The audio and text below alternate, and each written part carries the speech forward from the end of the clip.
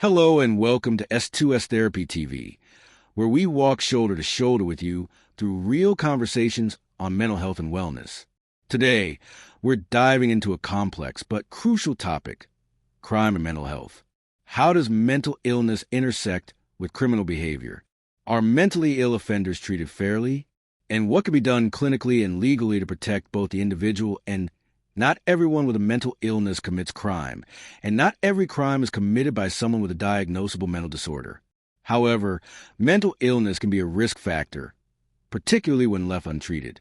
Certain conditions like schizophrenia, bipolar disorder, or substance-induced psychosis may impair judgment, impulse control, or even reality perception. Add to this a lack of social support or homelessness, and a likelihood of contact with the criminal justice system increases. Key point: mental illness is a contributing factor, not a direct cause of crime.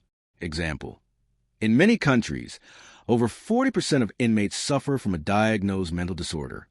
Clinically, early identification and treatment are essential. Here's what mental health professionals can do. Screening and assessment. Conduct psychological assessments upon arrest or admission to correctional facilities. Look out for psychosis, depression, substance use, PTSD, and neurodevelopmental disorders. Treatment plans. Integrate therapy, medication, and case management. Forensic psychologists often liaise with courts to offer expert opinions on criminal responsibility. Diversion programs. Instead of imprisonment, refer offenders with severe mental illness to psychiatric care through mental health courts or diversion programs. Rehabilitation and reintegration. Train inmates in life skills, emotional regulation, and vocational rehabilitation. Provide transitional services post-release to prevent relapse and reoffending. Now, let's shift to the legal side. The justice system must strike a balance between protecting society and upholding the rights of individuals with mental illness. The insanity defense, used when an individual, due to a mental disorder, was unable to understand the nature of their act or distinguish right from wrong. In Kenya, like many countries, this is guided by the McNaughton rules. Fitness to stand trial. A person must be mentally competent to understand trial proceedings and assist in their defense.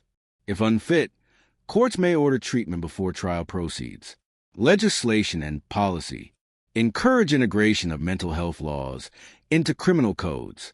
Strengthen sections of the Mental Health Act to ensure humane treatment of offenders with psychiatric disorders. Police and judiciary training. Equip law enforcement and judges with basic mental health literacy to recognize signs and de-escalate situations appropriate. Let me share practical recommendations from both angles. Improve early detection of mental illness in vulnerable populations. Increase mental health staffing in prisons and police stations. Encourage collaboration between psychologists, psychiatrists, social workers, and probation officers. Expand mental health diversion courts across counties.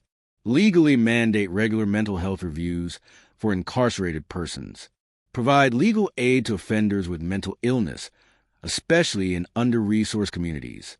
In conclusion, crime and mental health intersect in ways that demand a humane, collaborative response. Clinical care must meet legal fairness, and both must be rooted in dignity, equity, and evidence.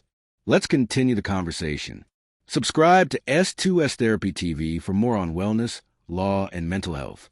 And remember, whatever you're facing, we walk with you shoulder to shoulder.